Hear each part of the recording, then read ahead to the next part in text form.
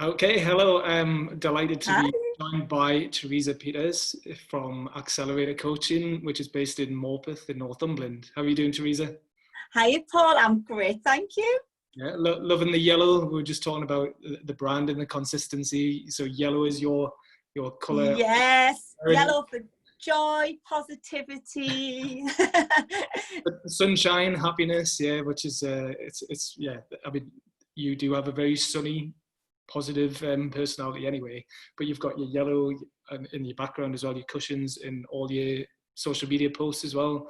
It Yeah, does heavily throughout, isn't it? It's like yellow and grey, kind of keep. yeah. Do you know, I started Accelerator Coaching 5 years ago, and it's always been kind of this yellow theme against the black and white. And I think the idea is you can kind of plod along in life, or things can be a bit foggy or grey, and then it's finding that gap, that bit of sunshine. So I think that's where it came from. But obviously, I've just stuck to it, and the sun's shining right in on me right now, so I don't know, is the light shining through the glass? It's lovely. I think it works really well, and it suits you. Obviously, I know you pretty well now, but I think it stands out as well because you don't see, or I don't see that many people using yellow online on social media. So I think it Oh, works. So I would keep it. I'm sure you oh, keep thank it. you. That means a lot coming from you. Thank you. Right. So yeah. So you are a personal performance and executive coach, and you specialize. Well, you work with people on a personal level, but also a professional level, and you do disc profiling as well. Do you want to explain a little bit more about all of that, like what that means and Yeah. what you do? Yeah, definitely. Because I think the word coach is branded around so much now, isn't it? And it's kind of clarifying what it is that I specifically do. So I'm certified and credentialed as a life coach and performance coach, and also as a corporate and executive coach. So I think the two go hand in hand. And my passion is to help businesses, SMEs, kind of find clarity and focus. But quite often, and especially right now with what's happened this year, life and business become very intertwined. You're working from home, and it kind of all crosses over. So I think that when I go in to see or work with somebody, well, I say go in, it's on Zoom now. It's very much about the business, but then often over half of the coaching ends up being about life as well. So shall I explain a bit what coaching is, Paul? Yeah. So, the accelerator coaching, I use a car metaphor. So when I have a 30-minute session with somebody to begin with, like a complimentary 30 minutes to work out how we'll work together, that's called an ignition session. And then in terms of a car metaphor, if I explain the difference between a consultant, a mentor, a therapist, and a coach, so if you're a driver in the passenger, you're a driver, sorry, or whoever's watching today, you're driving that car. A consultant would sit in the passenger seat and tell you what car to drive, what colour car, what type of car, what fuel to put in, how fast to go, and where you're going. Mm-hmm. A mentor is like a driving instructor. So they pass on their knowledge, and then you pass your test. A therapist or a counsellor tends to look at the issues or things from the past that might stop you from driving a car in the first place, and maybe a phobia or a fear or something, an anxiety. And a coach would sit in the passenger seat and hold a mirror up, challenge you with questions. Not always a comfortable ride, a few roadblocks along the way, but the idea is you might be driving through a bit of a fog and you're trying to find clarity to get to where you want to be. So where you are now to where you want to be, and make sure it's the right goal or the right destination for that person. So that's kind of what a coach does. And they don't give advice, they challenge and ask very incisive questions and use tools to help you think differently and see things through a different lens. Right. So there you go. Does that kind of... Yeah, well, I've never heard it explained like that before, but it makes perfect sense. So that is they're really good analogies, because I can totally understand, and I've worked with mentors and I've worked with consultants, and I've now worked with a coach, but I'd never worked with a coach before until I worked with you. So we'll talk a little bit about that, because basically I think for a while now I'd been thinking I would benefit from having a coach. And a lot of the people that I look up to or who inspire me, or I see what they've done and say, oh, I would like to be a bit more like them.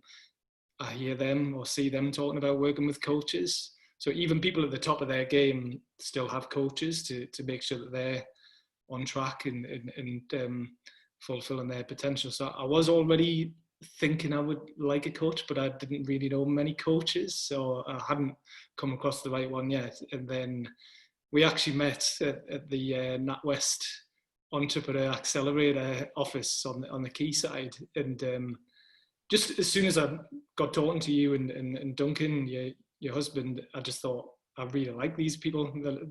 I got a really good vibe off you and him. And then when you told me what you did, I was like, oh, right, okay, I think she's kind of just the way you were talking about coaching and what you did, but also your personality. I was like, I think she's the sort of coach I want to work with. And then when I think I checked out some of your things on Instagram and watched some of your videos, I was like, yeah, that's definitely the sort of thing I'm looking for. And so we started working together, was it April? Gosh, March? yeah, March. Do you know what? First of all, honestly, Paul, thank you for choosing me. It means so much. And also, thank you for sharing as well, because obviously I must make it clear it's confidential, and a lot of people I work with don't share. And they're comfortable with maybe saying they've worked with me, but and obviously nothing gets discussed, and confidentiality is a key thing with coaching. But yeah, we started right in the middle of lockdown, and I think it was quite a strange week as well, for all round for everybody.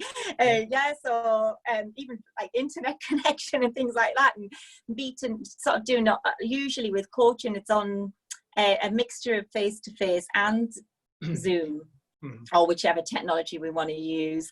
And it was just sort of all kind of on video, wasn't it? So fortunately you were quite familiar with using it. Whereas some people aren't as comfortable that way, they prefer face-to-face. But yeah, so that's kind of how we met, and I'm sure Duncan will appreciate your kind words. And you mentioned, Duncan, well, we have another business, Relish Publications, as you know, and we've had to pivot that business, or pause it really, until next year, to be realistic.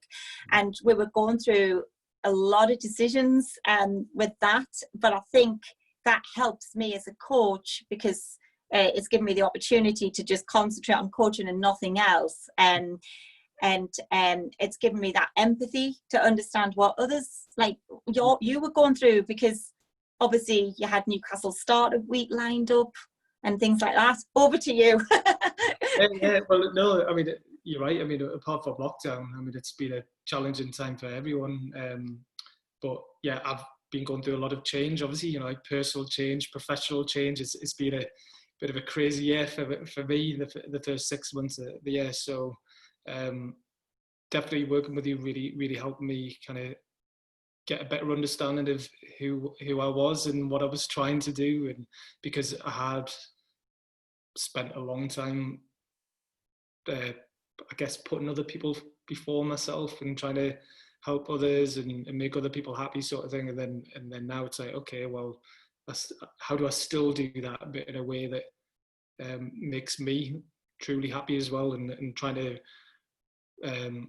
get in tune with that, for trying to figure out who I actually am now, and what I'm trying to achieve. So yeah, so it was a big help, and the time it was just perfect for me. So thank you, because I think it when you work with people as a coach, I do have a structure, as in it's usually sort of 6 gears, 6 hours, or and I do vary it depending on the person and make it bespoke.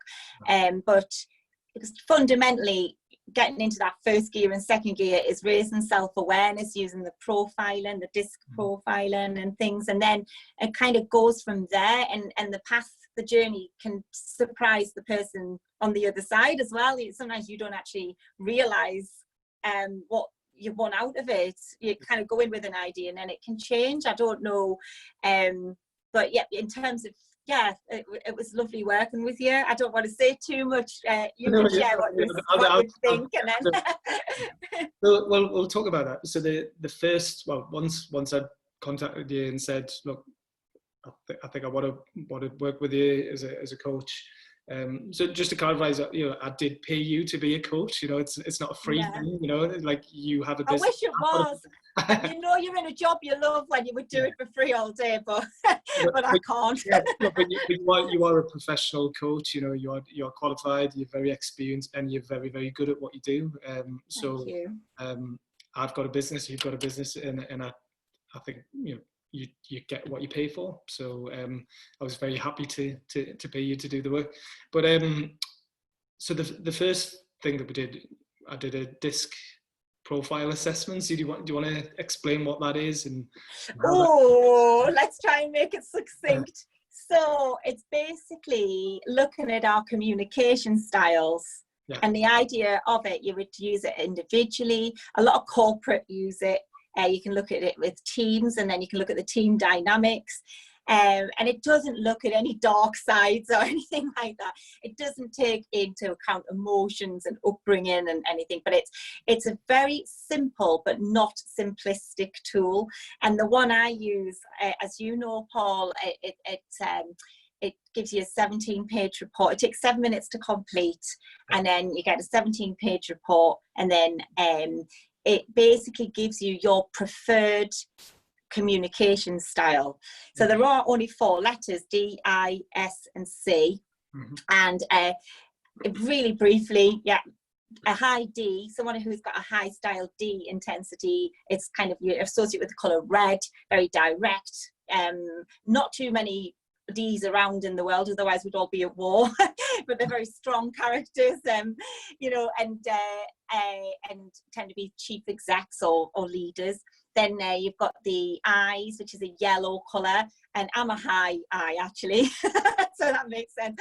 ID, but it's sort of quite fun and inspiring, I guess. And the D's and the I's tend to be quite fast paced.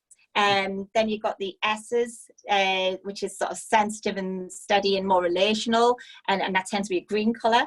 So the I's and the S's are people oriented as well. And then you've got the blues, a C, which is like conscientious and concise. I'm picking out odd words. There's a lot of different descriptions. I've got to be careful there. But and so D's and C's tend to be kind of more task led. And then so the idea is, once you identify who you are, and obviously the report goes into a lot more detail, and then you can identify how to communicate effectively with all those different types of people. So I don't know what you came away with, from memory. I don't know if you can remember what you kind of came away with your thoughts on DISC. I mean, I did find it a really valuable exercise to go through, because I've never done anything like that before.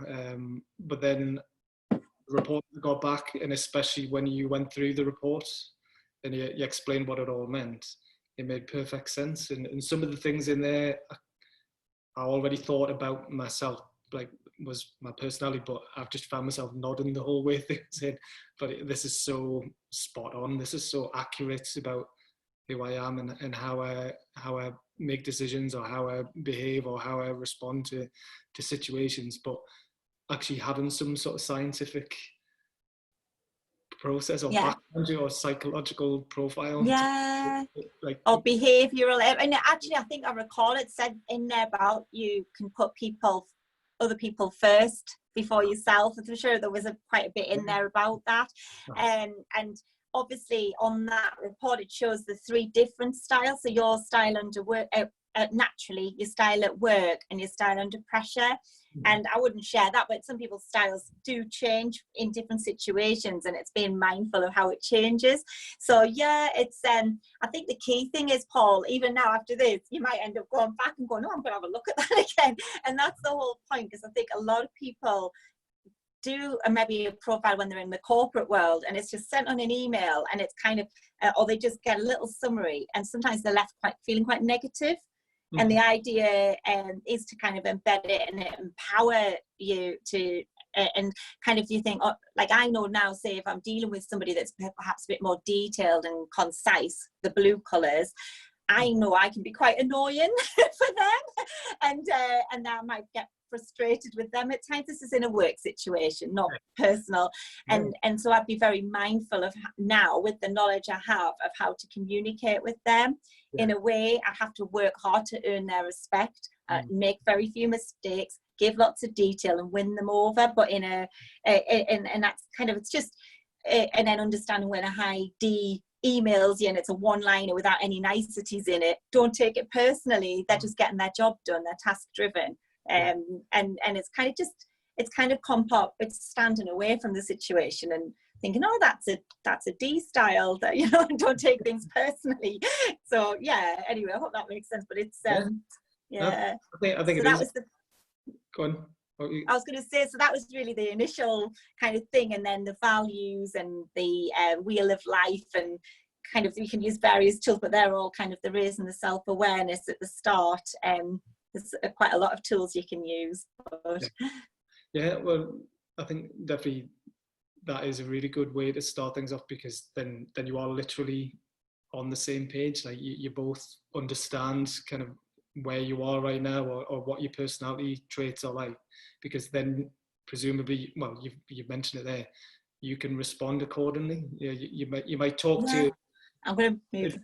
You might talk to a D personality in a different way to you would to me, or like, you know, the style of the conversation or the might be different. So yeah, that's true, because, and actually I worked with someone, not well, I'm still working with them, and they're very sort of direct and sort of to the point, but actually you can slow your pace down as well. So as a coach, they're used to things like this, and they want it fast, and I'm a bit fast paced at times, but being aware and to slow it down, sometimes there's somebody like that, that's when they have their most creative space and their confidential space and that space to think. So managing pace and being aware that sometimes you can try talking to somebody in the opposite way that they'd usually want, can kind of get a different result. So it's yeah. No, I love that. I just made it up before I was going to talk about creating space to think, and creating space to create as well. So you've touched on it a bit there. I definitely think when you're talking to a coach, that does give you the space that you can have certain conversations that you might not be able to have these conversations with anyone else. You might not have anyone that you work with that you can talk to about these things, especially if people are looking up to you to be like a leader and have all the answers, you know, which not everyone does have all the answers, or even your friends or your family, you know, you might not be able to talk about these things. Or so I definitely found that really, really useful and beneficial in what you said there, that client of yours, they're used to things being fast paced, but actually being able to slow things down and give them the space to think differently and be creative. I think that is a really important side of what you do, what you offer. Yeah, I think the other thing as well with coaching, you know, is it's non-judgmental. Naturally, I think you can go, there's a lot of people can get a coaching qualification, but really being authentic and non-judgmental and empathetic are kind of really important. It doesn't matter how much business experience or how many qualifications you've got, just that's really important. And I think kind of being like a critical friend, and you can take on different roles as a coach. So sometimes, I don't know whether you found this, with some sessions were a lot deeper and a lot more like kind of, you know, it can be quite exhausting sometimes, and then other times it's like, yeah, I'm full of energy and I'm going to go and do this and this. Don't know what it can kind of vary, and you've got to go with how that person is feeling on that day. Yeah, well, thinking back, I think I was going through a lot of like ups and downs, and kind of on a almost daily basis. But I think definitely every session we had, it was like there was a lot had happened in between. So I don't know if you can remember much about that. But yeah, it was an interesting time, personally and professionally. But what I loved, Paul, was that when we first started, you had this situation with Newcastle Startup Week where you didn't know if the event was going to go ahead or not. And you had all this going on and lots of other things. And what I love about working with people is I root for them afterwards, and I'm like always keeping an eye. And when you kind of just launched the website with Newcastle Startup Week, so the community, and thought, right, we're just going to do it all online in a week, and then I'm going to do this, and I'm going to do Founders Friday, and you're constantly like looking for the next thing, and you've got this real growth mindset, and you have it all there. But it's like Maslow's hierarchy of needs, isn't it? You've got to get the fundamentals sorted out before you're ready. And so now I kind of see you kind of doing all these things since we kind of stopped working together. But I must emphasize that we won't ever stop, because I'm a big believer in that personal relationship. And I've got some people I've worked with for a couple of years, and one that I worked with 5 years ago, actually, in sort of in the earlier days. And she was making a big decision in her life, which I'll not share, but she sent me a picture just out of the blue the other day of this thing that she's done. And she planned to do it in the next 5 years and wasn't sure whether to. And they're the things that I want to, that's what makes me tick. And I'll probably continue if I find a new tool, because I'm still studying and constantly learning new things, which I think is I'll keep doing that. I'll never know enough, which I know you're a massive fan of learning and reading. But if I find some new tools, I'll probably just say, hey, Paul, do you want to have a look at this? And it doesn't just end after 6 sessions. I think it's really important that.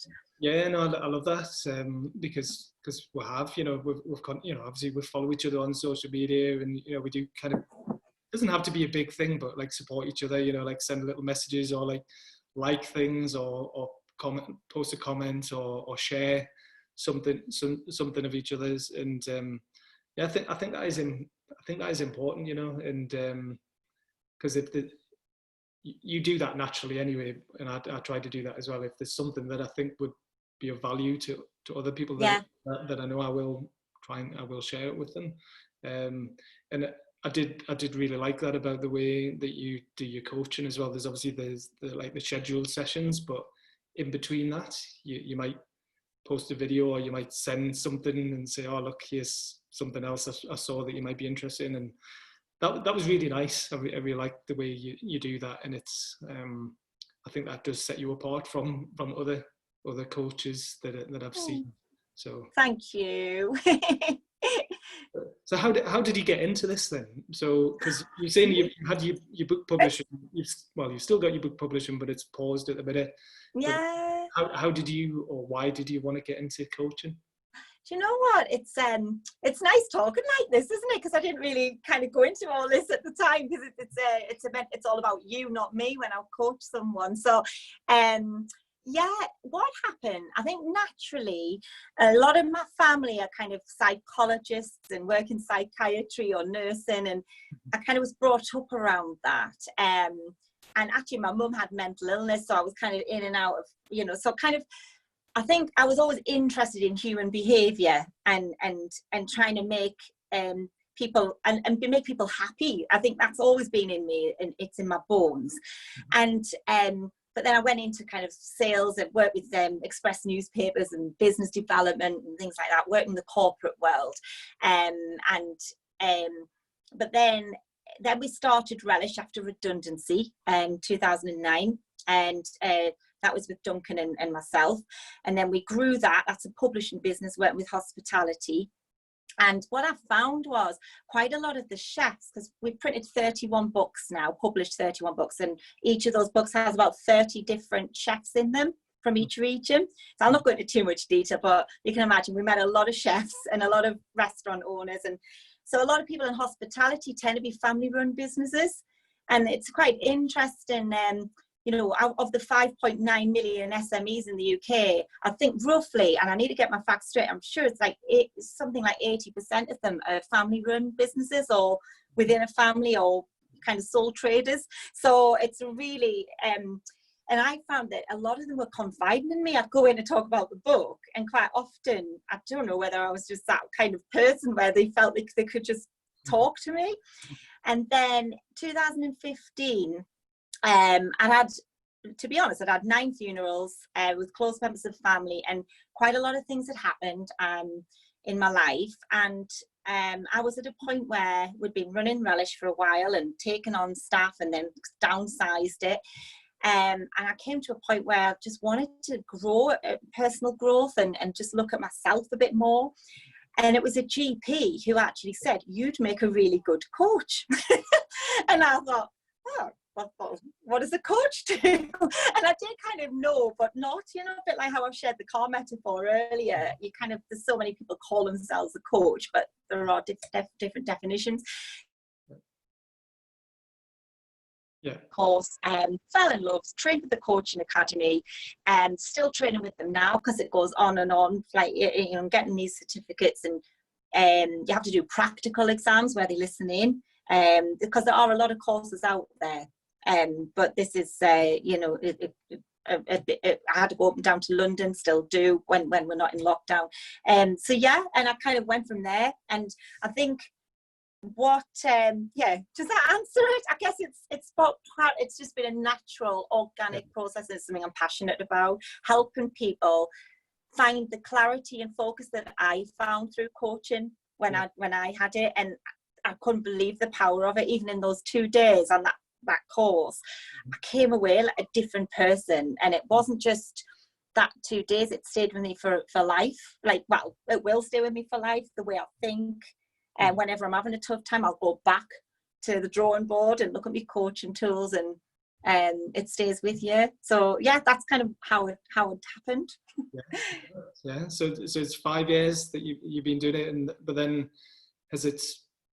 how has it changed in the 5 years? Are you, obviously you're doing a lot more online now because you've had to due to the lockdown, but are you finding yourself busier now, or are you more focused, or kind of you because you were doing it alongside Relish, is it now you're going all in on the coaching? I'm going all in. Yeah, I'm not shy to admit this. Relish, it's been our baby for years. We've had to pause it because, like I mentioned, it's working with hospitality. I think it's unethical to go and sell something to an industry, because they pay to be in the book, and although it's beautiful and a beautiful outcome, I'm not comfortable, and nor is Duncan, with going to all of those wonderful people we've built relationships with and trust with, and just trying to get them in a product for the sake of it. So we've just paused it, and I'm sure it'll come back at some point, but we're not going to rely on it.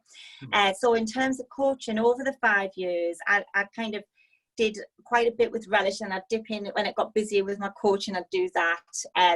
Quite a lot of it was kind of through Relish as well, working in hospitality. So so now all in, which is kind of what I've wanted to do all along. So it gave me the push I needed, and it's got busier during lockdown. Yeah, and there's opportunities like working with Just Northeast people, a new thing, and that's helping. A lot of people are looking for jobs right now, and they might even have a business they've had to pause, and they're going to have to get a job, and vice versa. So found that working, putting some videos and workbooks together for them has been something else. And then obviously looking at ways to give back. So there's obviously partnering up with people like Advanced Northumberland and NEL to get potential funding. So if someone wants leadership coaching, there might be opportunities there, so that it costs less for people to come to use any, whether it's me or somebody else. I think it's only right to try and do that. But yeah, going all out and working with them.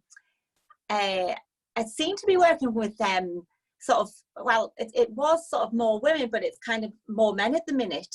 So It's quite interesting. I've not kind of put a niche in there as such, but practically everybody, in fact all now, because the ones I have worked with who were employed are now self-employed, are all business owners. Yeah, I was going to say, like, does it tend to be certain type of person, like say not necessarily male or female, although I would imagine just maybe in the past, just through your own network, some women might think, oh, well, I like her, and you kind of word of mouth through that. But as you're promoting what you're doing and through different networks as well, it's opening it up to men and women. But I was going to say, does it tend to be people who are already, they've been in business for a little while and they're kind of going through a bit of a change personally or professionally, rather than brand new business owners? Does it tend to be a bit? Yeah, I think women, it tends to be actually, you know, all of the either they're going through a bit of a change with the business. So right now, obviously, people are changing things and they maybe need a bit more confidence, inner confidence, or look at the limiting beliefs that are holding them back. But also, obviously, using that, the disc is something that a lot of people are interested in because it raises their self-awareness and helps them understand themselves in a way to maximize what they do. But yeah, actually, lately I've ended up quite involved with sort of more medium-sized businesses where I've worked with the leader or someone within, and then it's had an impact on them. So then it's gone on to I'm trying to be careful, but I had one where I worked with somebody and the father in the business rang me and said, I want to work with you. You've changed that person's life. And it's some are quite unexpected ones that come in just out of the blue. And it's very rarely has it not been through word of mouth. It's I'd say 90% of being kind of on the back of someone saying, yeah, go to her. So which is, but I'd still like to, you know, I'm still trying to build things and build up the momentum and get to a point. But like any business during lockdown, we're just working our little socks off trying to find new ways of working. No, but well, word of mouth is obviously, that's always the best form of marketing. But if you can you are doing a good job with the content that you're sharing and your social media activity, and just, I think it's probably a mix of me being more tuned into what you're doing, because obviously I'm following you now on social media. But throughout lockdown, you have remained visible. You know, you have kept on doing some really good things throughout that. And a couple of things as well, which we can talk about, is there were quite a few people doing like a press up challenge during the lockdown. Do you know, just this, talk about that, and because I'll move this because I'm right in the sun, and I don't know if it's going to blind people. This blinding with a yellow dress. The press up challenge. But I think I'm not frightened to show myself up. I love that, because it was like, right, she's giving it a go. You know, she's not, like you say, you're kind of living, breathing example of your personal development. You're no one's ever the finished article. You're still trying to improve yourself and learn new things and try new things. So I think that fits really nicely with what you're all about. The fact that you were doing the press up challenge, because I think at the beginning you'd never done. Well, so what happened was, do you know what? This is quite important, actually. I reached out to somebody from school who's now a coach over in Dubai. And I think this is quite key. It was during lockdown. I reached out to a lot of support network. I've got a tool on my YouTube called Support Network, and it's you can download it, and it makes you just think a bit differently about going to the obvious people, and it kind of wrote. And I reached out to this particular person, and it was nice just to kind of. It's good coaches mixing with other coaches. Anyway, the point is, he was doing a 25 press up challenge, and 25 days, 25 press ups. But he could probably do them on his finger, to be honest. But and he sent a message saying, on the lines of, I think I'll nominate you. So I thought, oh no. So behind the scenes, I thought, I really don't want to do this. And I could do 3 without my knees. So I thought, do you know what? I'll just secretly try and practice you in case I get nominated. So that's kind of how it started. So by day 1, I could do 13. And then each day I said I'd get to 14, then 15. So I don't think I did them properly, Paul. but at least I tried. I think you did.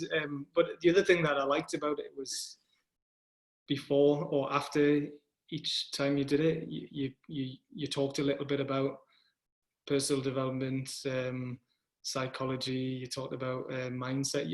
I thought that was really good, the way you did that, because it just made it obviously a bit more relevant, I interesting, suppose. relevant, but also offering value to people watching. They weren't just watching you doing press ups. Yeah, because it is really hard to get the balance right, isn't it? Because you know, there's so many Facebook groups, and especially at the minute, and so many freebies and videos, and I kind of find it quite kind of tiring really sometimes. So I was kind of conscious that, oh, here is another coach doing a load of spiel on, you know, Facebook or whatever. But so I kind of thought, well, that makes it a bit more interesting. And I'm happy to offer value. Yeah, I think because you can access coaching tools and various things online. You can. I'm not going to deny that. The point is, I'm passionate about the one-to-one bit, and that the growth that comes from that, and that's proper coaching. I can give all the tools in the world. You know, if you email me and said, Tess, I need 20 coaching tools, I'll send them. You know, there's nothing. It's the power of the one-to-one thing that does it for me. I'm pleased I did the press ups, and I've kind of kept them up. Kind of. Yeah, well, hey, look at the guns. Sun's out, guns out. You know. Sun's out, guns out. I did a sports degree, you know, at uni, so I did psychology of sport, quite a lot of it, and that's interesting because obviously coaching sort of became really popular on the back of sports coaching in the 80s and 90s. So, and like a sports coach, you know, they already help a good tennis player gets a tennis coach to become the best they can be, and that's the same principle with coaching, business coaching. Yeah, because it sounds. You like that link? Gone from press ups back to coaching. Yeah, because it's I don't know. It's physical fitness, but mental fitness as well. And I mean, I don't know if people still talk about it, but a few years ago, people were talking about the corporate athlete. You know, like the CEO who works out and, you know, like physically fit as well as like mentally fit and emotionally fit. Yeah. You know, if you want to be really good at anything, you should always be working at it. I think, you know, natural talent will only take you so far. But if you want to be the best at what you do, then you need to keep working at it. It's everything, isn't it? You can have the highest IQ in the world, but if you don't kind of have a goal and drive towards it and be determined and have the passion, doesn't really. So and I think and that goes back again to the life and personal performance coaching and the business coaching. They come as one, and quite often you know, the issue of health does come up. I'd certainly say in a lot of coaching, health comes up. So again, the more people I work with, the more important it is to me to make sure I'm sort of living by example. So I've stopped drinking alcohol, which is a massive thing, because I'm like a proper Geordie lass with a you know, a proper like pub upbringing, and I've stopped, just knocked it on the head. And I think I'd like to think I'm still fun to be around when I go to see people or join a party. Not that there's too many of those at the minute. Well, I've not seen you drunk, so I don't know how. What you I'm a nice toodly, but I've just knocked it on the head. It wasn't serving me, and it was and I without going into too much detail, I just think again it was coaching and being able to look at my values, what's important to me, leading an example to my 3 kids, and showing, and I need it, and I want a clear head when I'm working with people. I want to be clear and present and 100% there for them, and not have a groggy, you know, head, just not, you know. So again, it's kind of having that whole mindset, life, health, and business. I'm not saying I'm perfect. I've got a few flaws, but I'm trying. Oh, well, that's good. Because if that's important to you, then yeah, great that you do it. I mean, look, don't, you know, I'm not saying do what you want, but like, if you do have a glass of wine or a bottle of wine, fine. Do you know what I mean? It's not the end of the world. Yeah. But to like say you're never going to drink, I don't know. But Oh, well, see, I know, but I think a lot of us change over the years as well. Just like a business model would change, and bodies change, and women change, and I've gone it. But I think it's kind of, you've got to just do what's right for you at the time, and live by the day, and yeah, and achieve your full potential. So if something is holding you back, then work on it, and then when the time's right, you can, do what you like. But right now that's not serving me, so while I'm trying to like work hard and homeschooling the kids and all these things going on, it's not conducive to things right now. Anyway, there you go. But I think it's interesting, because a lot of people will be going the other way. They'll be hitting the bottle because of the homeschooling and all the stuff going on. Well, that could have happened. So but you've replaced it with, let's say, you've created space for something else, because you are doing. I think you're exercising more. I think you may be eating better. I don't know. Maybe you've always eaten healthily, but I don't know. You seem to be and focusing more on the coaching as well. So you are kind of filling in life with things that enrich you and nourish you. For right now, and things change, and but it's just moving with what's right for you right now. And my big picture is to sort of keep coaching. I don't even have a retirement plan. I would coach when I retire. I fancy sitting on a beach somewhere abroad and coaching, but when I'm 70 or something, with me dreadlocks and just like dead cool, loads of tattoos. But we'll see what happens.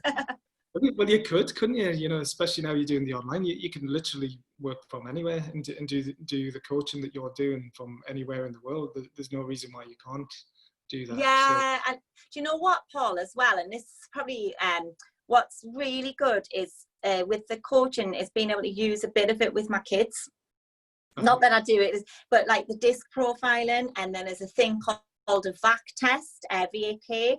And that's on my website if anyone wanted to download it, Accelerator Coaching. But it's it sort of looks at your learning styles, and they're just all a bit of fun. But I've kind of done that with the kids, because there is a disc test for kids 8 to 12 years old as well, and it kind of really it's kind of, and I'll do a little wheel with them sometimes and say, right, and map everything out, and out of 10, where are you with this, and where are you, and it means they find the answers within, and it gives them the motivation.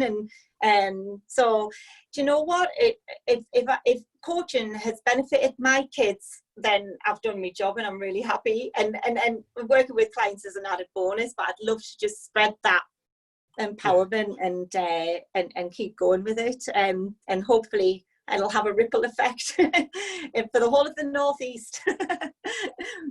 Well, I think definitely it's had a big impact on me, and really helped me like set up the rest of the year, because at the beginning of the year, when I say I had a massive change, and then personally and then professionally, and trying to just figure out, I think as well, because like life just comes along, like John Lennon always says, in your life's what happens when you're busy making other plans, and then things come along and hit you with a broadside, or like you're just totally not expecting certain things.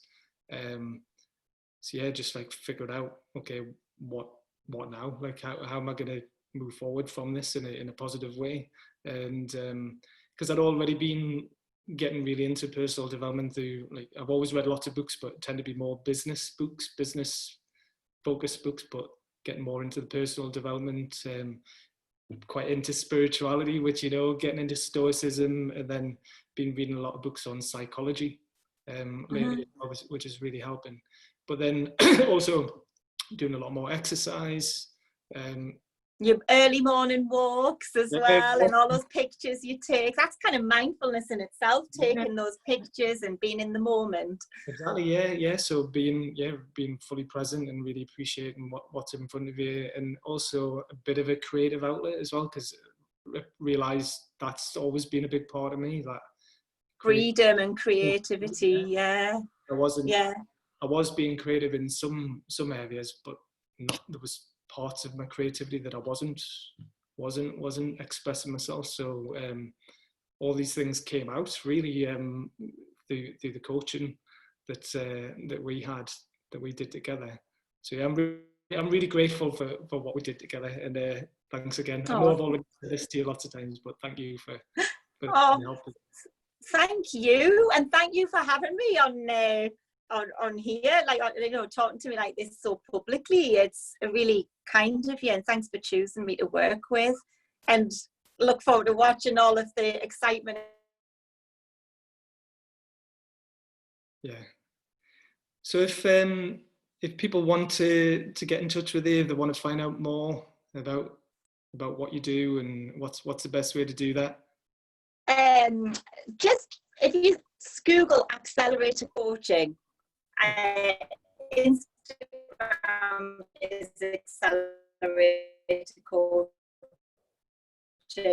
Facebook is Accelerator Coaching, Twitter is Teresa Peters _AC.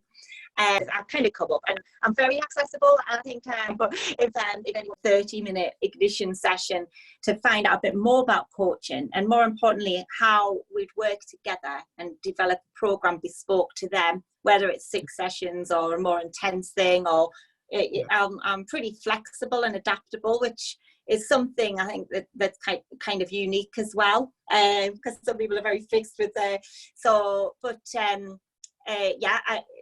just drop me a line, whether it's on Messenger or an email or a WhatsApp through Facebook page, easy. And I'm just be delighted to help or put people in the right direction if I'm not the right coach for them. Yeah. Brilliant. Well, I'll share some links underneath the video in the Facebook group, and we're going to post this in the Facebook group, the Startup Week Community Facebook group. Nice. And then, so I'll put some links underneath it in the comments, and if you wanted to share any links to a specific page or anything on there, or YouTube or something, yeah, definitely. So what I'll probably do is put this on the Facebook group first, and then on the YouTube channel a little bit later. But yeah, we'll make sure as many people get to see it as possible, and get lots of people benefiting from the coaching that you provide. Oh, thank you very much. Okay, right. Well, I'll stop recording now, and we can continue having a little bit of a chat. All right. Okay. Thanks. Okay. Thank you. I didn't know when you were turning it off.